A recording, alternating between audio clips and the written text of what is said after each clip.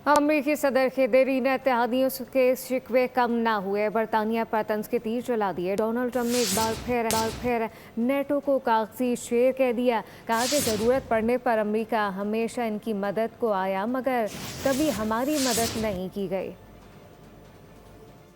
That the UK was very afraid to give us because they didn't want to get dragged in, but we don't want to get dragged into their wars either. You know, it's one thing we're very disappointed. I'll say it publicly. We're very disappointed with NATO because NATO has done absolutely nothing. And I've always said, 25 years ago, I mean, I was somebody that wasn't a politician, but I was always involved in politics and I understood politics.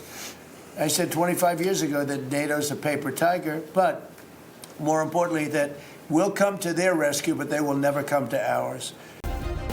Subscribe करें और bell दबाएं ताकि कोई खबर रह न जाए।